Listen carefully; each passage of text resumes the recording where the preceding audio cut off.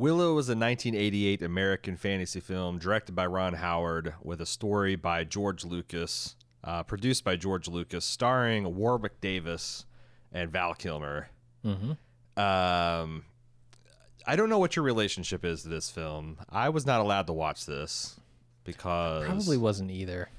It was very Star Wars adjacent, and I knew that when I was growing up, and I really wanted to see it. All my cousins and friends were seeing it, but unlike Star Wars, which I could somehow sneak by on a science fiction exception, just blatant mysticism and magic and all the things would frighten a person like my mother. So I wasn't allowed to see it. I don't have any deep affectionate material. I know that one of the first things I did when I moved out was to rent this movie and watch it, and I remember being pretty disappointed, thinking that this is not I thought this would be like Lord of the Rings meets Star Wars, and it was... Well, I think the key here is that you said when you moved out, which to me says you were probably aged out. 22. Yeah, but still, this was the Ewok Adventures meets Lord of the Rings at best, and so. But I thought, like, okay, this will be a fun one to end the Super Serious Film Fest. I actually kind of thought it was a little bit of a bummer, a little bit of a drag. Oh yeah, I didn't have I found it very hard to engage in this material, and it wasn't super bad. Definitely wasn't super good. There's not a whole lot to like just savage or criticize because the film firmly has its heart in the right place at all times. Mm-hmm. I just wasn't for me. What do you think, Jim? I agree. It's not for me. This feels more like a kid's movie than any of the ones you've mentioned before, aside from maybe Ewok Adventure. Mm-hmm. It's probably an apt comparison. But yeah, this movie has a lot of Lucasian elements. Right. All of his sort of big ideas that you think of from Star Wars, a lot of his character tropes, those all spill over from Star Wars into this. And I heard in an interview, or maybe it was on the special features of the DVD Blu-ray version of this. You got the Blu-ray special features? I did not, but I found them. Okay. They're available out there. Although I will say the effects one I couldn't find. I found sort of the little featurette they did about the making of. But he said basically this idea had been kicking around in his head for about 15 years before he finally got it made. It goes all the way back to even before Return of the Jedi, because, you know, obviously Warwick Davis was working on Return of the Jedi as Wicket. And I think they had discussed possibly doing this film together after Return of the Jedi. And it took a while to get it done, but you can see, like, okay, that era of filmmaking in George Lucas's life is sort of permeated by these types of ideas. And it even comes through in things like the soundtrack, things like certain elements of the direction. I can see where Lucas is, and it's telling that he is on set a lot in that featurette, even though Ron Howard is the director, and Ron Howard claims at the beginning of that, when you've got a George Lucas that you can turn to on the set, well, that's an unbelievable luxury, and one that I really tried to take advantage of. And at the same time, George was very respectful of me, and from the outset said, "You're directing this movie, and go do it." A film that's this big, it's like a Star Wars film. It's really beyond one person's ability to control everything. And so I've sort of been here as a backstop for him to help clean up a lot of the details that, you know, just sort of spill over. But I don't want to start it from the beginning again. You don't want to do the whole thing? Not really, because, but you still got plenty of dancing, and we can start the music anywhere because it's the same. Okay. I wonder if there's like a halfway point that they can start. Yeah. All right, well, let's just do the whole thing then. Yeah, okay. I never got that impression watching the featurette. And so there's a lot of Lucas in this film.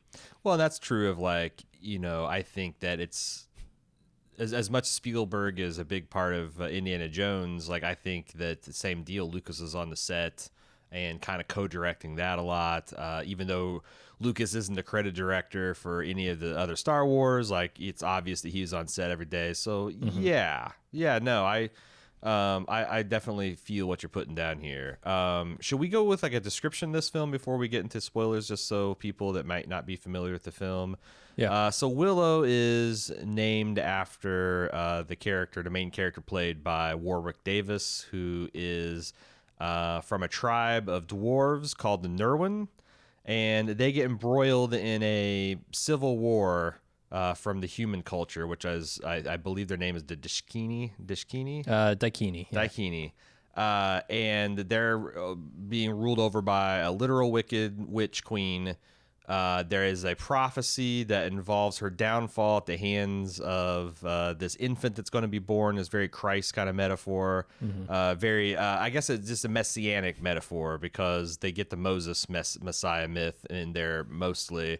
The queen is aware of this prophecy, so she has all the pregnant women of the realm rounded up so she can kill the baby instantly. But some of the midwives conspire to smuggle the baby into some dirty laundry, float it downstream where it's discovered by Willow, and then the rest of the movie is the adventure he has getting this prophesied baby back to her people safe and sound so she can't oppose the wicked queen.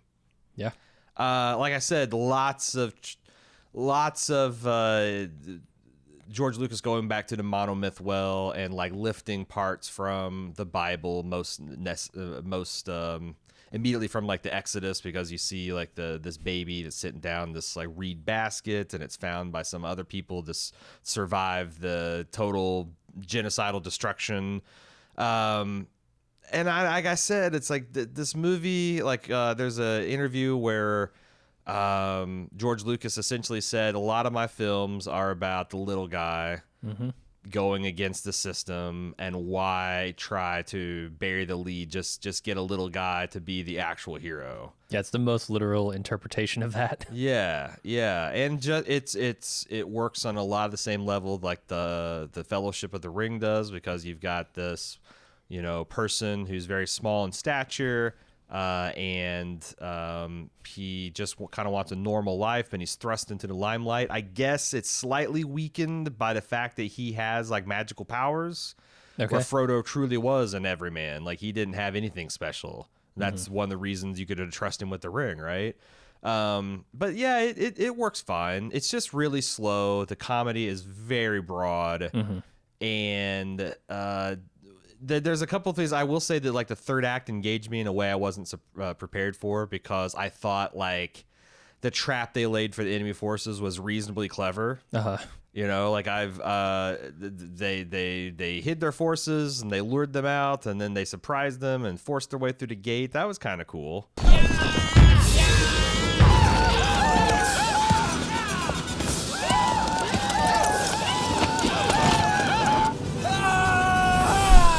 There are some really good effects in this movie that are pioneered that we'll talk about a little later. But the thing that I really wanted to get to, because when you see this movie and you know that it's made in 1988, which is not a very like politically correct time, Sure. you go, okay, there are a lot of little people in this. How is that going to age? And I think it aged mostly pretty well. They felt like they were not, for the most part, making fun of these people. They weren't the butt of jokes. I think it aged pretty well. Yeah, because I think that I think George Lucas made this from a pretty pure place of heart. Yeah. That he had worked with a lot of little people in productions where they've been wearing latex masks and stuff, and you see them, they're cast in like when you need the captain of the fucking Lollipop Brigade and in Munchkin Land or whatever, and he's like, you know what, let's just have these, like, this is a village full of people, and their attribute is they're just small, but otherwise they have asshole politicians, and they have valiant warriors, and they have moms and dads and craftsmen, and like it kind of gave them a identity of their own, that they weren't they weren't really exceptional in any way except for their stature, and that's not really remarked. And the humans are dismissive of them and uses what I guess is the racist term for the male ones, the peck. Yeah, but that serves not as a commentary on these little people, but more as the characters who were calling them that. Right, like the oafish, well. thoughtless nature of the people, throwing that slur around. So you make a film that tries to be respectful of a people, and it turns up it holds up better than films where you're just using them as props or objects to tell your story. Absolutely. It's also clear that George Lucas is trying to definitely hammer a lot of Star Wars shapes into this. You know, Willow himself is a farm boy. You know, he's plowing his field with his full-scale pigs, which I thought was pretty cute. And you know, he has this quest that's been given to him by this village elder that the way he talks and kind of his whimsical nature reminds you a lot of Yoda. And he comes across like an anti-hero that's very much like Han Solo. There's a guy in a skull mask, very much like Darth Vader. Creepy person in flowing robes, very much like the Emperor. The problem is I don't know, like this Han Solo kind of sucks because he doesn't have a fundamental seriousness about him. Like Han Solo is introduced as a badass and a pirate and a scoundrel, and you kind of take him seriously because he murders a dude within seconds of seeing him. Sure. You're 2/3 of the way through the movie before Mad Mardigan does anything that's even slightly heroic or cool. Yeah, let's talk about him for a while, because he makes this claim. I am the greatest swordsman that ever lived. I'm looking at this movie waiting for him to show it, and I guess by the end I was left a little underwhelmed. I feel like almost the movie lets him down a little bit, lets the character down, because every time they show him doing something I think should be cool, it's always followed by either a joke or worse yet, it's like staged so cheesily that you can't believe he's a badass. You think the bad guys are just dumbasses.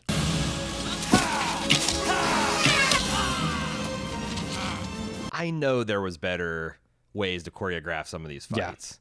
I don't know whether maybe Val Kilmer didn't take it serious because like he's famously kind of difficult on set. I don't know what he was. I didn't read any kind of lore about him one way or another, but like there's a lot of just very lazy sword fighting going on, and you kind of needed him to do something really cool right away. In fact, the first time I watched this, I'm like, I don't understand why Willow's trusting this guy at all.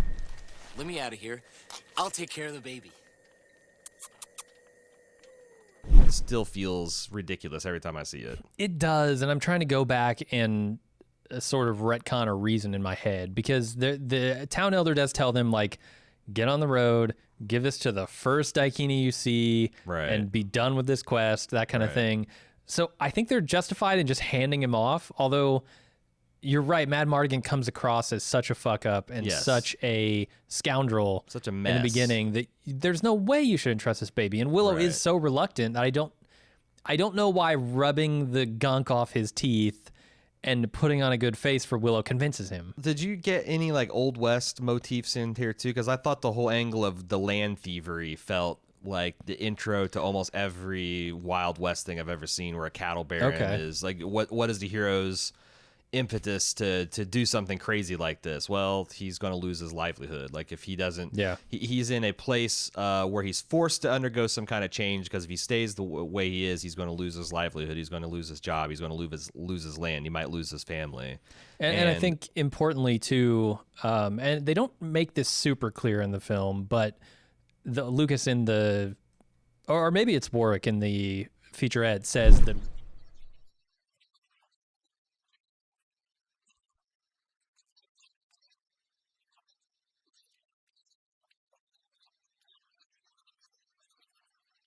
you kind of get the impression too that he's a failure at both. It's so, and the show is just so kind of pro stage magic. The fact that like the actual magic, the magic petrifying acorns fail Willow in his final confrontation, but good old fashioned misdirection and sleight of hand sees him through. Like, did David, like, I don't know. I feel like 5-year-old David Blaine sees this movie and it changes his life forever. Probably. You know, this is how you change. This is how you change the world. This is how you can free people with fucking stage magic. Yeah, but close street magic. The themes of this movie are very much tied to that, right? It's something along the lines of what the High Aldwin tells him. You lack faith in yourself more than anyone in the village. You have the potential to be a great sorcerer. Now, when you're out there, listen to your own heart. These will protect you. Acorns? They're magic. They arguably, in this film, want to create a scenario where magic is trusting in yourself, right? Believing your intuition is correct. And I think they sort of undercut that too. They undermine it by actually making these acorns magical, I think it would be much more effective. And I was surprised when the one fell on the bridge and it turned the thing to stone, because I was assuming all along, okay, well, this is to teach him a lesson. Yeah, when he finally gets to where he needs to use these acorns, he'll use them, nothing will happen, and all he'll have is his wits left. And they go that direction, but they also make the acorns magical, and I don't think it was as effective as it could have been.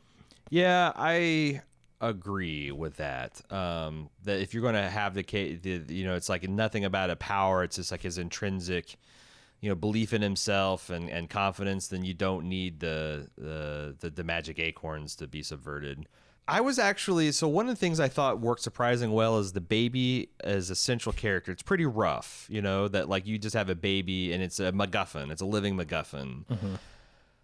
I thought that they did a really good job with like just really patiently getting certain expressions from the baby where it gets a performance. Like it looks skeptical and it looks like, it has like these, oh brother, I can't believe this thing's going on. And it looks happy and sad. They got a lot of good performances out of the goddamn baby, which is super key, because if that didn't work, then it's really ridiculous. Yeah, especially when, they're talking about how, the baby chose Willow and all this. You've got to have a good baby. The baby's got to have a good personality, and I think it did. I was surprised to find in my research that there was like tons of obviously there was a primary baby that got shot. I actually kind of thought it's like, wouldn't it be interesting if this is Bryce Dallas Howard, because the ages kind of lined up, but no, it's actually just some baby. But you were saying that they went through a ton of babies in this role? I don't know how many babies they went through, but they had like a Full House kind of thing going on with Michelle Tanner, where they're played by, the single baby was played by two twins. Right. And the production Ruth and Kate Greenfield went over a long time, and I heard that the babies aged out of the role and they had to cast another set, and then they still weren't done with some of the reshoots, and I think like one of the production hands kids oh boy, did some like baby double work. I wouldn't actually be surprised if this was some kind of weird morphing effect that they were using on this baby to get those expressions, because this is the movie that sort of pioneered ILM's morphing technology. It's so weird because it happens a full like 4 or 5 years before it debuted to great effect, I guess. So it's like this is the first of this type of special effect. Then they did a little bit in The Abyss, and then of course like it really strutted its stuff in Terminator 2.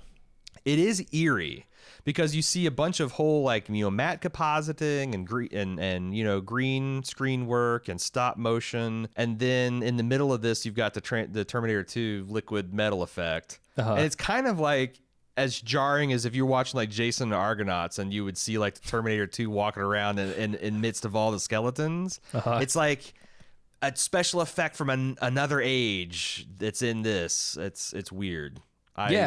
I thought, but good, because I think this is, a high water mark for practical effects, and they threw in that digital effect of the sorceress getting turned back into herself, and it was good. It was really good. Yeah, that's the thing that, has always been enchanting about Lucas's films, I think, is the way that he's able to blend technology and storytelling. And I sometimes it hits and sometimes it hits a little less. There's a lot of stuff in like Phantom Menace that you look at and doesn't hold up quite as well as it could have if he maybe waited a few more years, but he's always been pushing the technology forward through ILM and through LucasArts, or Lucasfilm rather, and I have a lot of respect for that, because a lot of the things that you see in films today where technologies are pioneered by ILM, created wholesale by these guys.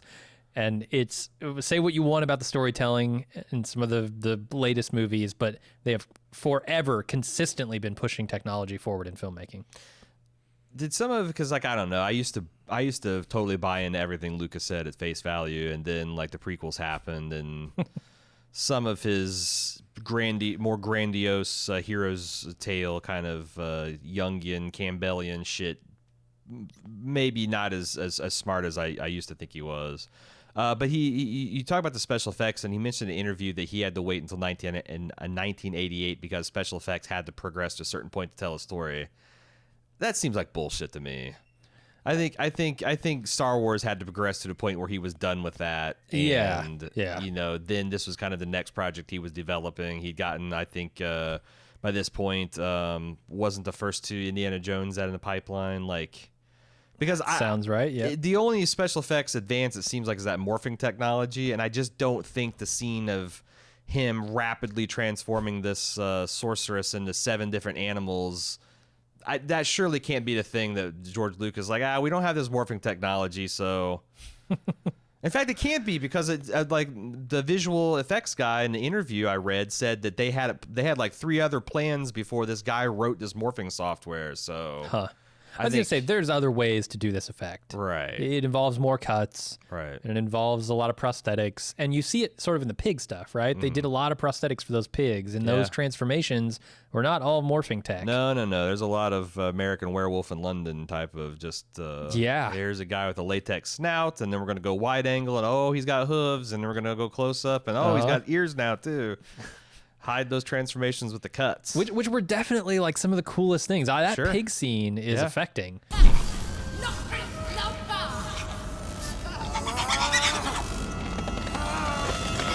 You're all pigs!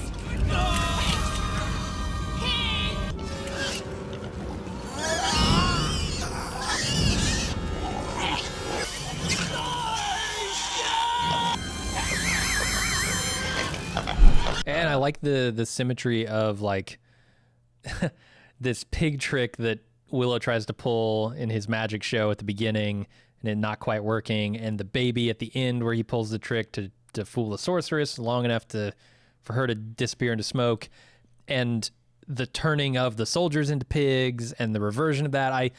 I like all that stuff. It feels like it connects in a good way. But I don't think you needed that tech to tell that story. Nah. After I've seen this movie, because I don't think I've seen this movie since Lord of the Rings came out, I feel like that wizard fight between Saruman and Gandalf was completely bitten from the fight between Squirrel Lady and Evil Queen. Because they're fighting in this like poorly lit like studio of black stone, and they're coming at each other with staffs, and they're like that part where she's like bouncing the old lady off the walls and spinning her around. Like that's totally Christopher Lee and fucking the other guy I've spaced on Gandalf's name. Ian McKellen. That's totally them going at in Saruman's tower. Vorthank, isn't that the I don't know the name of the tower. So I thought that it's like there's clearly that this is weirdly influential in a lot of different ways. In fact, I thought there was a lot of like the armor from Lord of the Rings in this movie. Like there's this army that Mad Mardigan fights with this Eric guy looked a lot like the Rohirrim's armor in the Lord of the Rings, Return of the King, all that kind of stuff.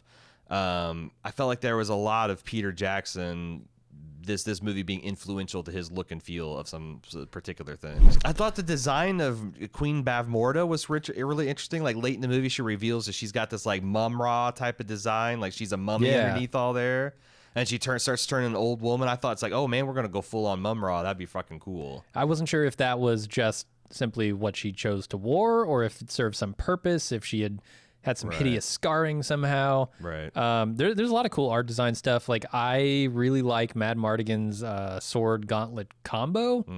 Little weapon he's using. I like Sorsha's sword. I thought was pretty cool. It's like serrated on one side and very sharp on the other. And I don't know. I wasn't too enamored with the Skullface, He-Man type villain there. General Kale. Yeah, General Kale wasn't doing it for me. Did you? So I guess that's a reference to some infamously tough critic that George Lucas had a bone to pick with, and I read also that, the 2-headed goofy dragon was called an Ebersisk to represent Ebert and Siskel. Okay, Is that? Because I can't imagine that George Lucas has had much criticism, like negative feedback at that point. So certainly it's not like a... Because I know Roger Ebert wasn't as in love with Star Wars in the beginning as he eventually grew to appreciate it.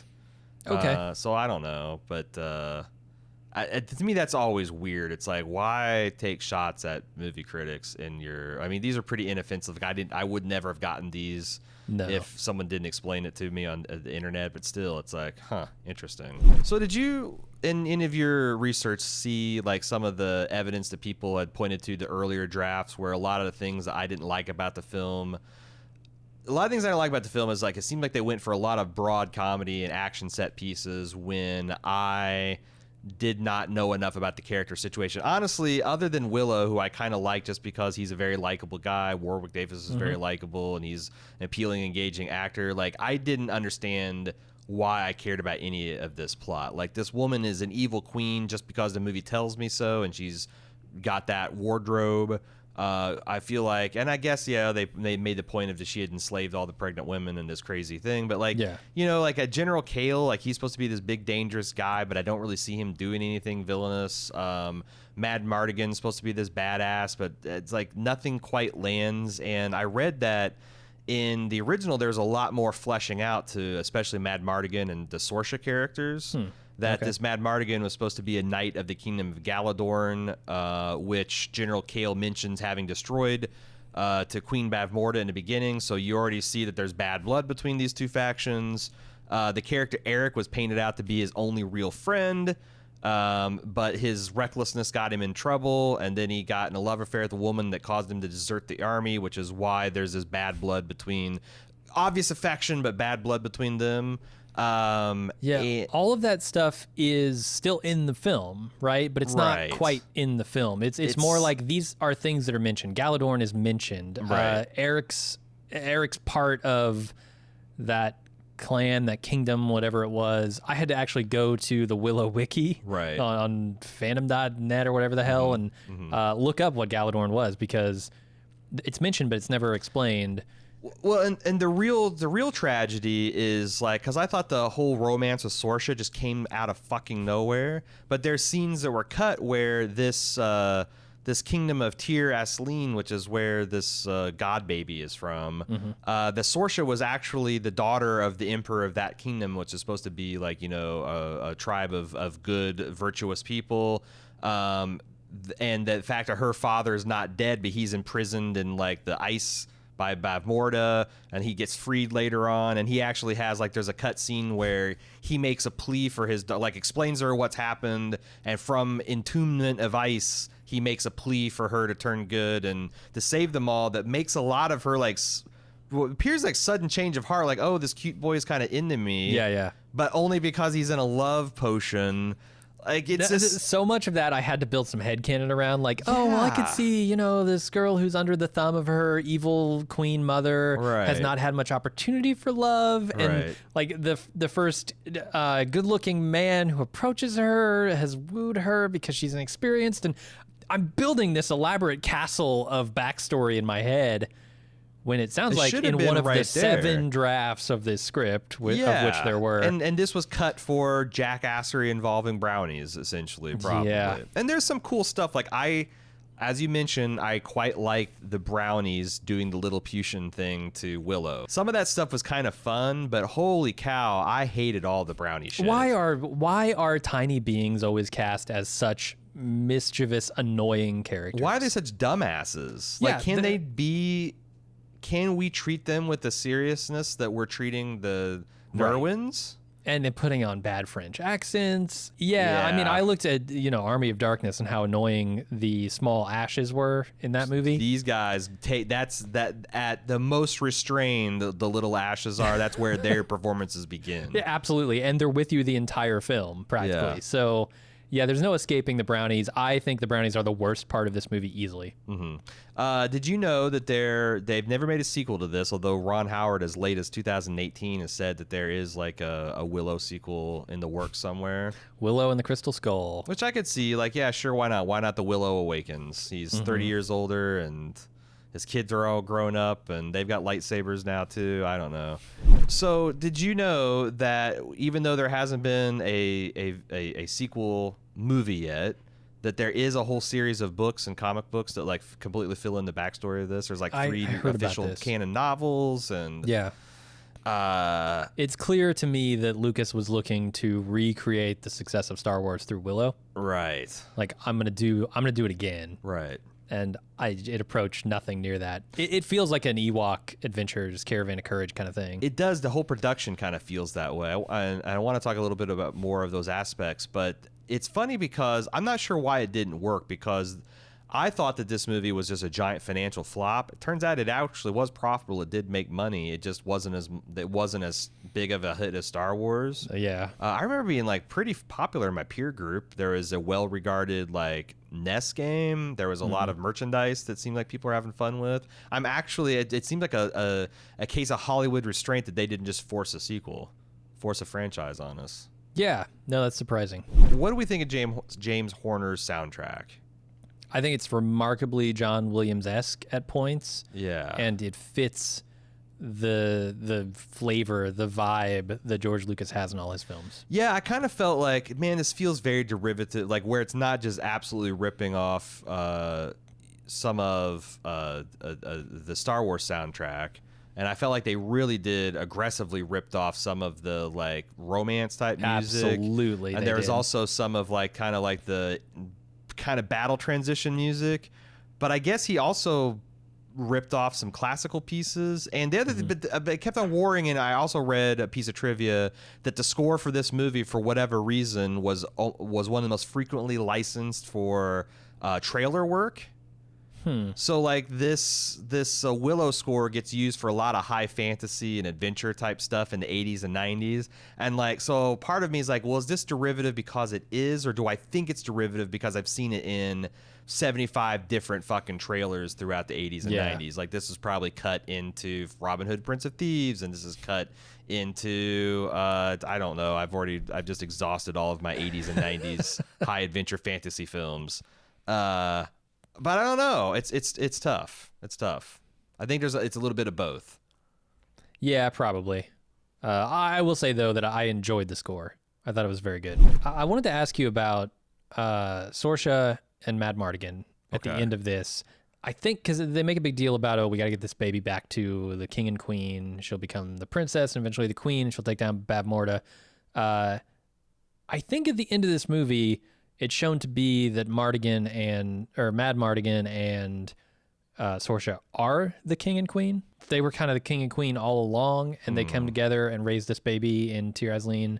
Yeah, that makes sense because like it seems like at some draft she was the daughter of the emperor. So then so she would be the rightful heir, and then he probably demonstrated his worth, or maybe it turns out he's a prince of the land too. I have no problem making that work. Sure. Okay, that's where I ended up on it. So apparently there was like some kind of reunion with her and her father at the end, where maybe he would give his blessing for this kind of arrangement. That they cut that out too. It feels kind of long and bloated for as small of a story as it is, and I really wish they cut a whole bunch of stuff. Like I thought, honestly, everything about the brownies was just stupid.